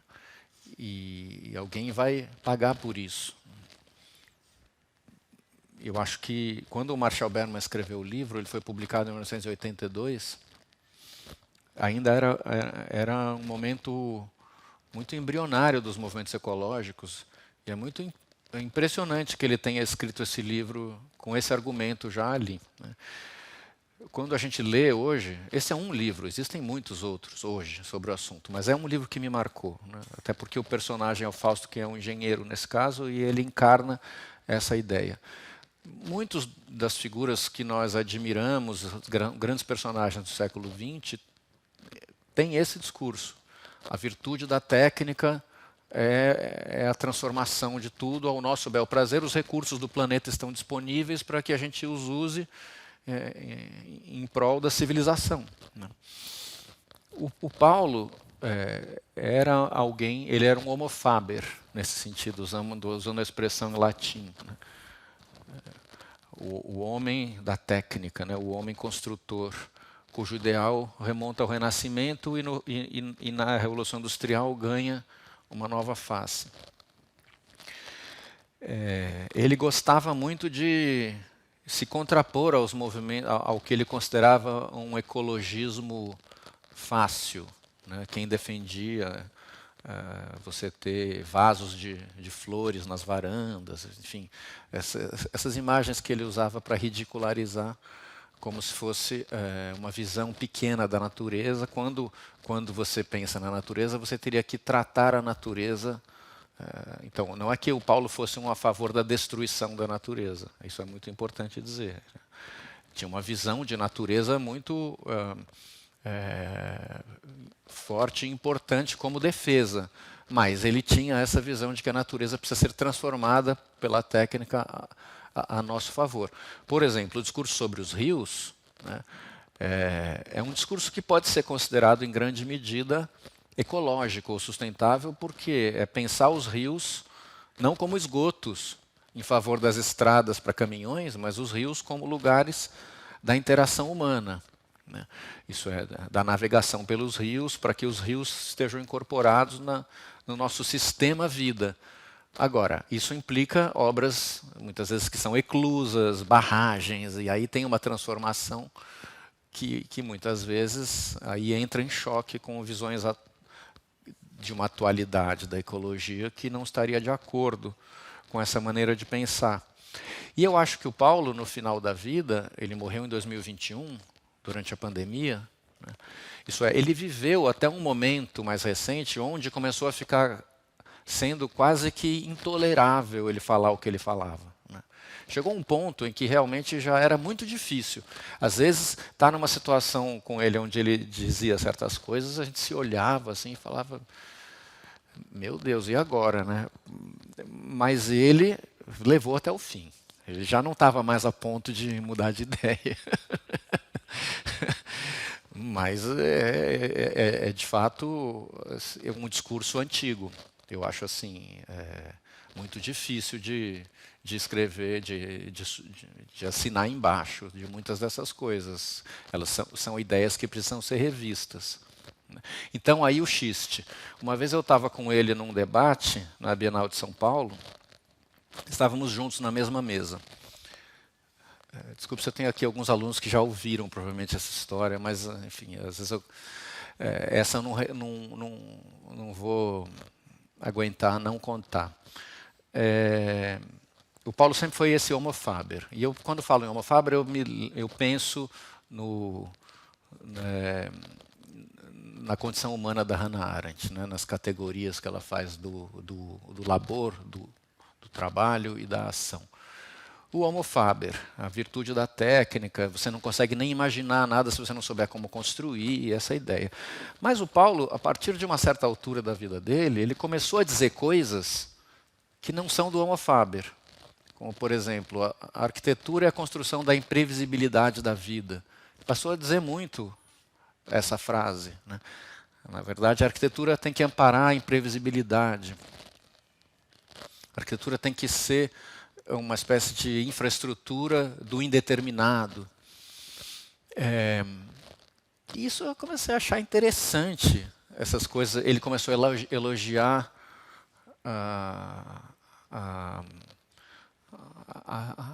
a espontaneidade da favela, por exemplo. Porque quando eu entrei na FAO como estudante, eu via o Paulo falar, a favela é uma aberração do processo urbano do terceiro mundo, é resultado da pobreza, ela tem que ser removida e lá nós construiremos conjuntos habitacionais modernos, né, excelentes, bem projetados e etc. Depois ele já não dizia mais isso. Ele já dizia, não, a favela é uma realidade, ela precisa ser urbanizada, ela é incrível, as pessoas criaram suas vidas ali, isso não pode ser negado. Então, o discurso dele mudou muito, ou foi ganhando outras camadas. E aí, nesse dia do debate, eu estava com ele na mesa e ele tinha falado coisas, tinha falado arquitetura e a construção da imprevisibilidade da vida e etc. Aí, quando chegou a minha hora de falar, eu fiz uma sacanagem com ele, eu já tinha intimidade para isso. Falei assim, eu passei a vida ouvindo o Paulo dizer que o humano era homo faber, que a condição humana era a condição técnica. Mas hoje eu estou gostando de ouvir ele dizer isso, eu queria concordar com o Paulo, dizer que, na verdade, de acordo com o que ele mesmo disse hoje, o que define o humano não é o Faber, é o Ludens, né? É muito mais a criatividade, a fantasia, é o aspecto lúdico. Aí eu falei isso, olhei para ele, eu vi que ele ficou assim, o bigode ficou meio mais eriçado, aí ele falou, não, esquece tudo que eu falei, é Faber e acabou. Mas, na verdade, é isso, né? Tinha essa polarização dentro dele mesmo.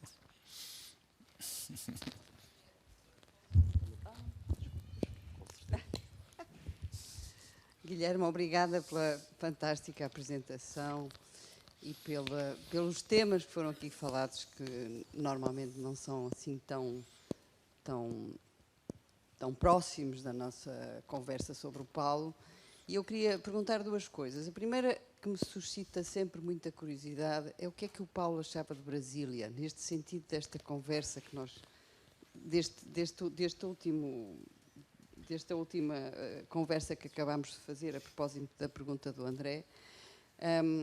O que é que ele achava sobre Brasília no sentido de ser a cidade, enfim, de vanguarda e a cidade que acompanhou, com certeza, a sua evolução como arquiteto?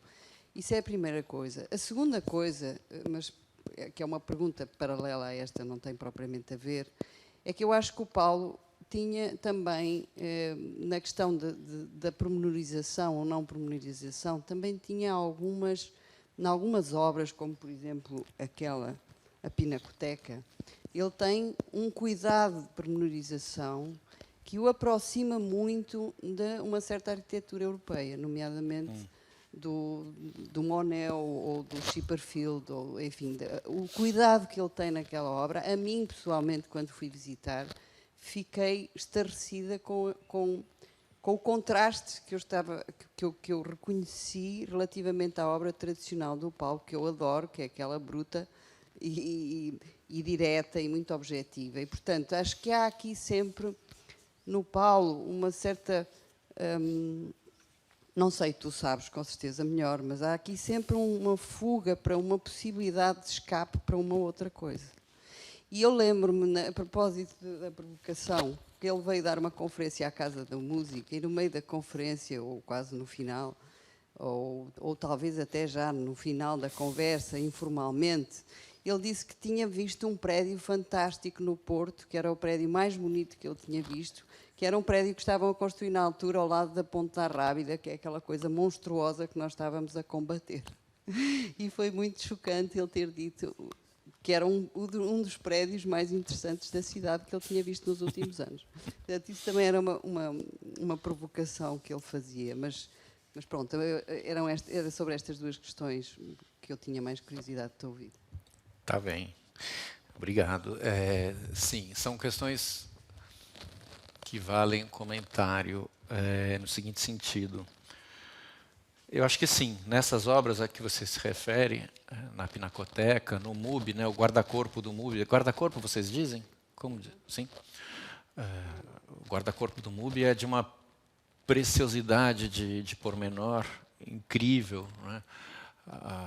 Vários detalhes na Pinacoteca, na loja Forma, projetos dessa época, do final dos anos 80, do começo dos anos 90.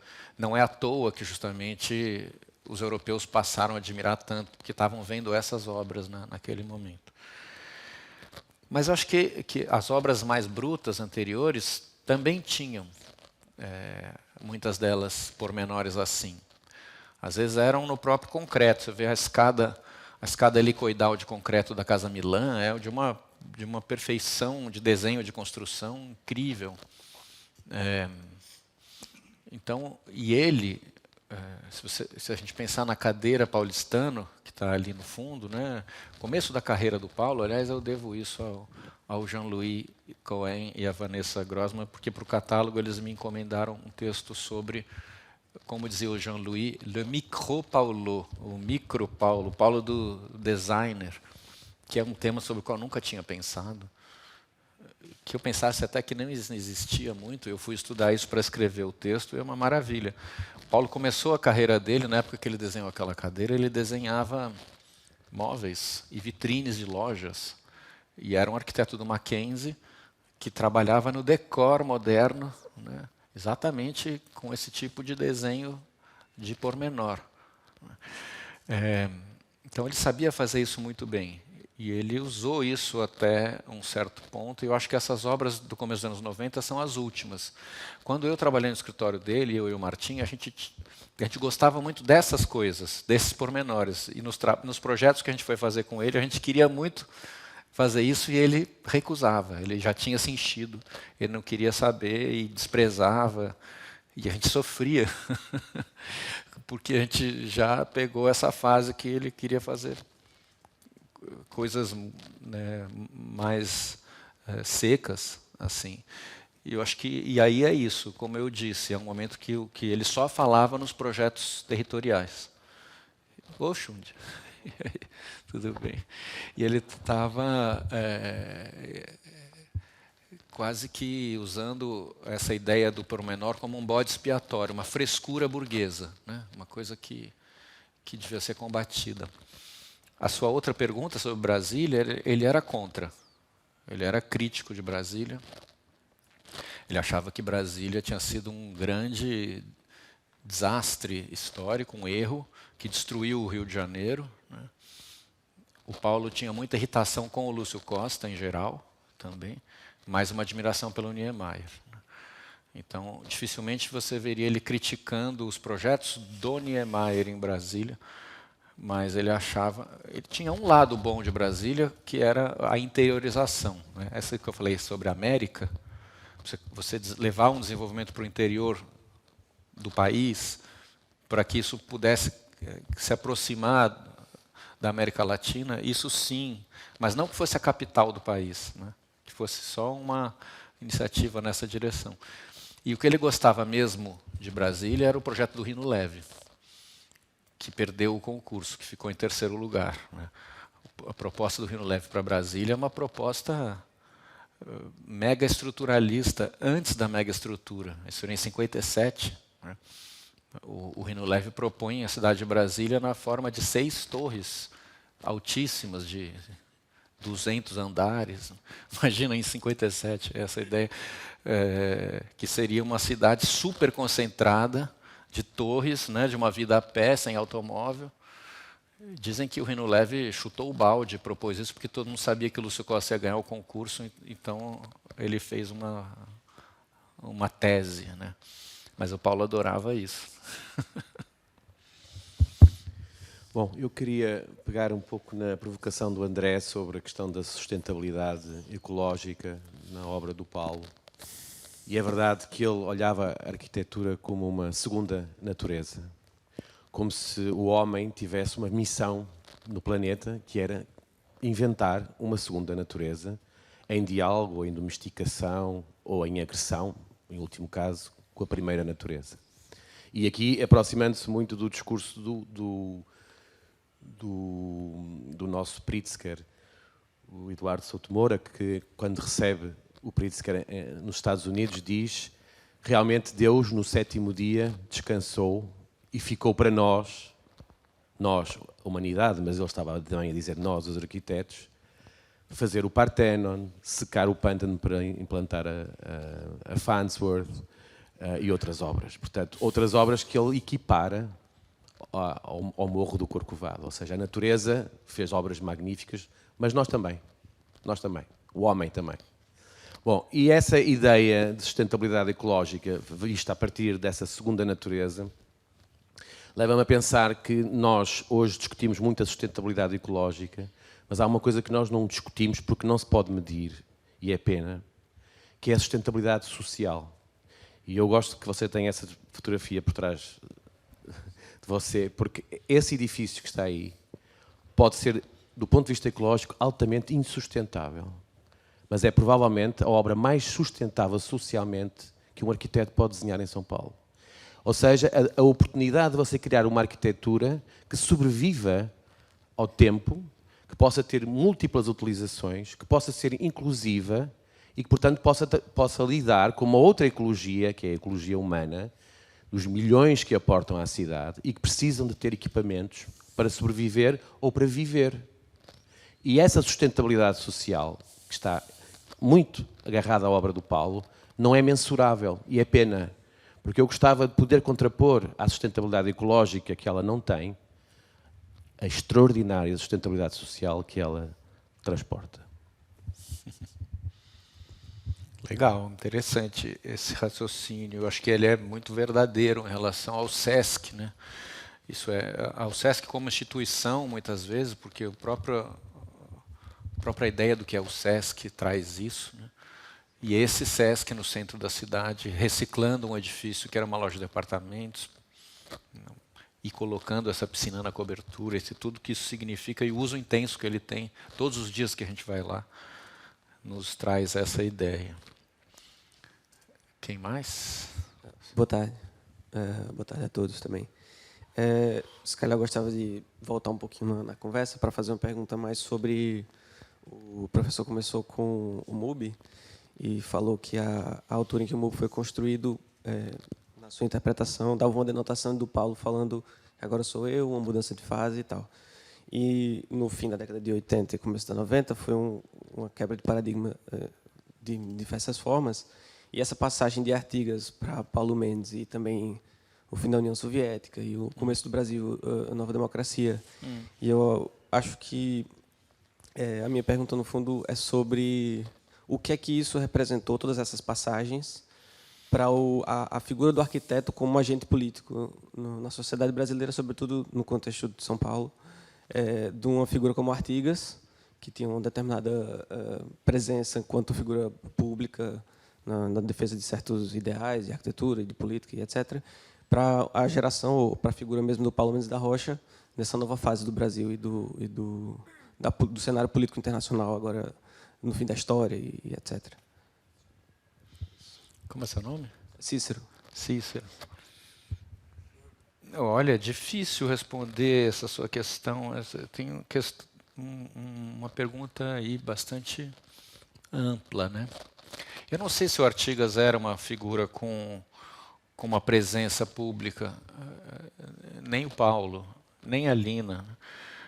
Eu acho que, infelizmente, a profissão de arquiteto no Brasil, depois de Brasília, passou a ser a de figuras de nicho, muito pouco conhecidas em geral e pouco influentes na discussão da cidade.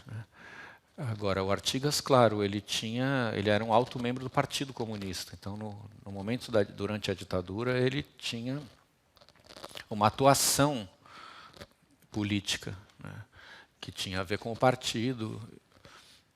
E agora, essa mudança da queda do Muro de Berlim, do fim da Guerra Fria, o fim do século XX, segundo Hobsbawm, né? Eu acho que a gente teria que pensar melhor ainda sobre essa sua pergunta, mas eu, quando falei isso que você citou aí, é um embrião de raciocínio sobre essa questão, porque o que eu acho é que, ao fazer esse projeto, é como se ele dissesse: agora sou eu e eu sou o arquiteto que estou tendo uma atitude mais livre, de mais poesia em relação ao programa que eu estou recebendo. Porque a arquitetura do Artigas ela era muito orientada por uma ideologia, né? E, de certa maneira, a estrutura da Escola Paulista ela era uma metáfora do desenvolvimento do país. Ela encarnava o ideal desenvolvimentista de um país que precisa se desenvolver, e a estrutura de concreto, a indústria do concreto é que está na base desse desenvolvimento, e as nossas grandes estruturas, elas metaforizam. Tanto é que, por oposição a isso, eu disse isso na conversa lá em Coimbra, quem critica muito isso, como o Sérgio Ferro, por exemplo, que vai criticar as casas dos arquitetos da Escola Paulista nos anos 60 e 70, ele vai dizer, esses arquitetos, o Artigas, o Paulo e vários outros, pensaram que iam construir cidades novas, né, depois de Brasília, que o país ia construir um monte de cidades, infraestrutura e tal. Veio a ditadura, não tem mais nada disso no horizonte, eles estão tentando construir cidades dentro de casas de classe média, né, e torturando os pobres clientes com essas casas que são espaços urbanos, né, digamos assim. Mas por quê? Porque a arquitetura da Escola Paulista ela funcionava como se fosse a metáfora de um desenvolvimento que deveria vir. Quando o Paulo faz uma viga sem função, é como se ele estivesse dizendo, esse desenvolvimento não veio, e agora ele é uma alegoria no vazio. Essa é a minha ideia. Ele está encerrando uma fase, fazendo um projeto alegórico, dizendo, olha no que deu aquilo tudo, nesse vazio. Só que agora esse vazio abre um campo de possibilidades para que a gente faça outra coisa. E de certa maneira, aí ele está dando a permissão, talvez, também, para que uma nova geração siga outros caminhos, né? A arquitetura que surgiu com o Acaiaba, por exemplo, usando madeira, que foi muito influente a partir dos anos 90 em São Paulo, né? Tenta ensaiar outros caminhos. Agora, claro, isso é uma coisa, isso é dentro de um ideal de arquiteto-autor, né? Pode dizer, tem usinas, cooperativas, os mutirões autogeridos que vão trabalhar em outro paradigma, né? E isso tudo são resultados desse novo momento também. De nada. Oi, boa tarde. Boa tarde. Eu tenho uma pergunta também relacionada ao MUBI. Eu queria saber um pouco mais sobre a relação e se o Paulo via alguma relação desse extenso vão e essa sombra que gera na cidade de São Paulo, do vão do MASP com o vão do MUBI, querendo ou não, apesar de um ser uma estrutura sem função e o outro ser o museu, e os tipos de ocupação que os dois possuem, ou não também, e o que o Paulo achava disso? Ah, sim, totalmente. O projeto do MUBI ele se espelha muito no MASP. E o Paulo dizia sempre, o projeto da Praça do Patriarca, aquela cobertura curva, que cobre uma passagem subterrânea, mas cobre uma praça, né? O Paulo sempre dizia que o lugar mais agradável para se estar em clima tropical é protegido do sol e da chuva, e ao mesmo tempo num lugar aberto que ventila. Esse é o espaço por excelência ideal no Brasil. Então, a Praça do Patriarca é assim, o MUBI, mais ou menos, ele cria uma área de sombra questionável, né? Pequena. Mas aí, no caso, tem um pouco essa questão da metáfora do desenvolvimento, como eu estava dizendo, mas na minha impressão já é uma alegoria, quer dizer, como se fosse assim, aquilo já não tem mais sentido, não tem função, não é um edifício que está aqui em cima, é só uma peça solta. Mas a criação, a sombra que cria a praça, isso aqui cria o espaço público. O vão livre do MASP é o espaço público por excelência de São Paulo, né? É o espaço público mais bem sucedido, dizer canônico, mas a palavra cânone não vai bem, mas é o mais bem sucedido da cidade de São Paulo por várias razões. O MUBI tem um paradoxo, ele é cercado de grades. Isso não é um detalhe, né? Isso muda tudo. A existência das grades fazem desse raciocínio da construção da praça um impasse. Mas o que o Paulo dizia em relação a isso é que, bom, de fato, as grades estão lá porque por diversas razões. Primeiro, a própria prefeitura instalou as grades. Depois, o museu não tira as grades porque alguém que empresta uma obra de arte que vai ser colocada ali não aceita, os seguros são altíssimos, nem aceita se você tiver uma situação tão insegura quanto uma praça pública. Então, isso é um paradoxo. Mas o que o Paulo dizia que não é por isso que ele faria diferente o projeto, e o projeto é a afirmação da praça, e ele se mantém como afirmação da praça, sabendo que um dia ela será. Aí tem um messianismo moderno. Né? Que um dia ela será, que a sociedade brasileira vai se organizar a ponto de conseguir vencer esses obstáculos e fazer com que a praça se realize, sendo museu, e por que não? Em outros lugares do mundo é assim, aqui também há de ser. Né? Olá, boa tarde. Eu queria tirar uma dúvida, na verdade eu fiquei muito curioso que você mencionou o livro Precisões, do Corbusier, e eu achei curioso porque a primeira relação que eu vejo entre essa viagem do Corbusier e o Brasil é no Lúcio Costa, né, nessa visão telúrica da arquitetura, né? E eu achei muito curioso que depois, né, você disse que o Paulo Mendes da Rocha era muito crítico à obra do Lúcio Costa, e eu queria, na verdade, perguntar a sua opinião, enfim, uma questão de curiosidade, sobre os elos entre a visão telúrica do Costa e essa visão geográfica da construção do Paulo Mendes da Rocha, que chega a esse ponto que nós conversamos hoje. Apesar de todas as discrepâncias, eu queria saber quais os elos e quais os abismos entre as duas coisas. Obrigado. Tá certo. O professor Carlos Martins, lá de São Carlos, né, ele escreveu o pós-fácil ao livro Precisões, na nossa edição brasileira. Ele é um estudioso, fez um doutorado importante sobre Corbusier. E no raciocínio do Carlos Martins, ele aproxima muito Precisões do Lúcio Costa. Eu já falei para o Carlos, eu falei, olha, você está errado, isso é puro Paulo. Eu não acho que o Lúcio tenha uma visão telúrica. O que o Lúcio tinha, e é isso que irrita o Paulo, é um apreço pelo pormenor. É um apreço pela artesanalidade, é um afeto por uma coisa que ainda se dá em bases artesanais. Uma construção que usa citação, né? Que tem uma referência no colonial. Tudo isso é justamente o que o Paulo achava que não devia se fazer.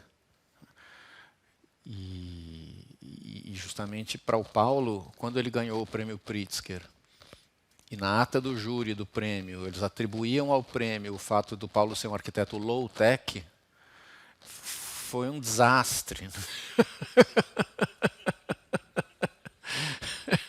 Ele ficou muito bravo, né? Porque é exatamente o que ele nunca quis ser. Né? Ele sempre pensou que o concreto armado era o auge da técnica disponível. Né? Estavam trabalhando no máximo daquilo que era possível e tudo. Então, eu acho que essa é uma diferença muito grande com o Lúcio.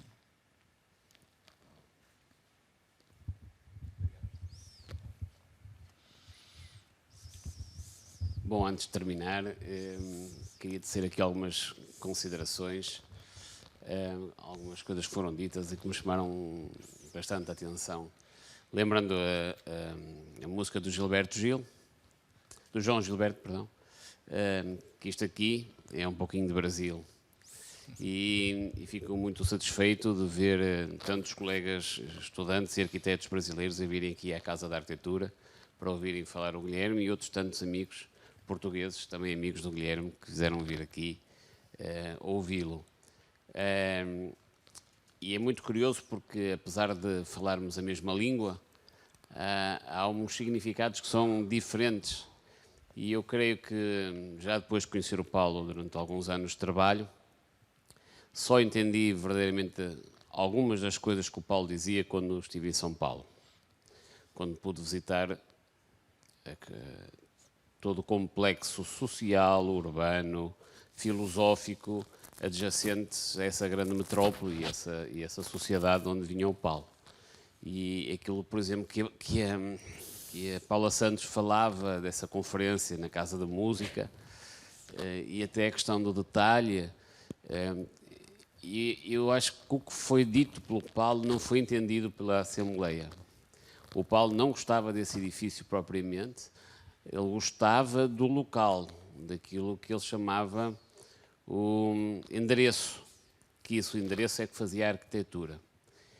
Curiosamente, esse edifício, o projetista de estruturas era o Rui Furtado, o mesmo do Museu dos Coches, do Estado de Braga e tantos outros projetos que nós apreciamos. E tinha essa métrica, esse rigor, essa técnica exposta. E na construção, que não se via o edifício, o que o Paulo dizia era que exatamente o que ele gostava, e já tinha escolhido o sítio para morar no Porto, era esse local que era o endereço, e não provavelmente a arquitetura. E contar uma história que tinha a ver muito com aquilo que o Guilherme estava a dizer sobre o Paulo e o detalhe, que ele foi, no fundo, aprimorando por um lado e desistindo por outro. Com essa mostra da capacidade técnica que o detalhe mostrava, aliás, um dos grandes amigos do Paulo aqui em Portugal era o próprio Eduardo Souto Moura, que é um detalhista também, não é? Um rigor na construção do detalhe, mas expressava a técnica como forma de reforçar a arquitetura enquanto ato de construção. E a meio do projeto dos Coches, eu vou buscar o Paulo e eu nunca encontrei o Paulo tão fulo, tão danado, quanto esse dia, e ele não queria explicar o que é que se tinha passado. E, no fundo, depois de eu perguntar várias vezes, é que os colegas projetistas que estavam no gabinete do Ricardo Beck Gordon foram questionar o Paulo sobre qual das peças sanitárias que ele queria colocar no projeto, porque aqui em Portugal daríamos um detalhe muito grande qual a peça sanitária, e o Paulo perguntou: mas vocês acham que convido o Brasil aqui para escolher vaso sanitário? Vejam o que o Cisa fez e ponham um branco, igual, está feito. Ou seja, isso não contribui para a definição do caráter da arquitetura, como o Paulo ainda o entendia, não é? E dessa forma, dessas e de outras que, Guilherme, tu foste ouvindo, tal como eu, e o Paulo ia-nos contando algumas histórias para nos querer levar a algum sítio. Eu queria que pudesses terminar, desde já agradecendo a todos a presença, com uma ou outra alegoria que tu te lembres que o Paulo tenha contado, de forma a conseguir levar-te à imagem precisa daquilo que ele te queria dizer. Você está me pedindo para terminar contando? Tá bom. Um pouco sacanagem. Mas... Vou contar, então, já que é assim. E aí nós encerramos. Eu trabalhei com o Paulo num projeto de uma grande exposição chamada Brasil 500 anos, que aconteceu no ano de 2000 e que, naquela altura, comemorava o descobrimento do Brasil. Era uma exposição imensa e incrível que foi feita no pavilhão da Bienal, na Oca, em todos os edifícios do Parque Ibirapuera. E o Paulo fazia o projeto geral e eu era arquiteto assistente, trabalhava com ele no projeto. E um dia fomos chamados pelo presidente da associação, que coordenava tudo, para uma reunião importante onde se decidiria como seria a festa de abertura. Você conhece essa história, né? Como seria a festa de abertura, uma festa grande, porque ia ser convidados os chefes de Estado, uma coisa muito... ia ter um investimento muito grande. E naquela altura, era uma mesa comprida, com várias pessoas nessa reunião, e foi chamado um sujeito que era um meio publicitário, meio manager cultural, que estava lá tentando vender a ideia dele para a festa de abertura da exposição. E a proposta do cara era fazer uma projeção, não sei se via, minha memória hoje já passou 23 anos, mas a minha memória diz que seria uma projeção via satélite. Eu não sei se é tanto, mas alguma projeção vinda do céu, em cima do prédio da Oca, que é um prédio curvo, onde se projetaria o mapa do Brasil, que ficaria dançando, né, ali em cima da Oca, e ele defendia, mostrava imagens, uma animação, e dizia, não, tem que ser o mapa, porque o mapa define o perfil de uma nação, e o brasileiro é um povo que dança, aquelas coisas, os clichês. Só que enquanto o cara dizia e mostrava essas imagens e todo mundo assistia, o Paulo dormia assintosamente sobre a mesa. Dormia mesmo, ele baixou a cabeça e quase roncava. E aquilo causava um constrangimento muito grande, porque era um desrespeito com todo mundo, e principalmente com a pessoa que estava apresentando. Aí o presidente do negócio me pediu, eu estava do lado dele, para eu acordar o Paulo. Eu cutuquei ele levantou a cabeça e o Edemar, que era o presidente, falou: Paulinho, queremos saber a sua opinião, o que você está achando de tudo isso? E nessa altura eu não sabia se o Paulo estava dormindo mesmo ou se estava fingindo. Queremos saber o que você acha. E claro, o Paulo estava escutando, não estava dormindo. Então, na hora que ele levantou, o Paulo respondeu assim, daquele jeito, sem papas na língua. Ele falou: Edemar, eu não sei por que você continua me chamando para esse tipo de reunião. Você sabe que eu odeio isso tudo. E tem mais, isso que esse cara está defendendo aqui é fascista. Chamou o cara de fascista. Isso é fascista. Quem diz que mapa define perfil de uma nação? Não tem, isso é discurso fascista. Mapa define perfil de uma nação. Se mapa definisse perfil de nação, como seria o perfil de um chileno? Aí, nessa hora, todo mundo riu, o cara foi dispensado, falaram: muito obrigado, pode se retirar. A ideia foi ridicularizada e acabou. Ele era assim.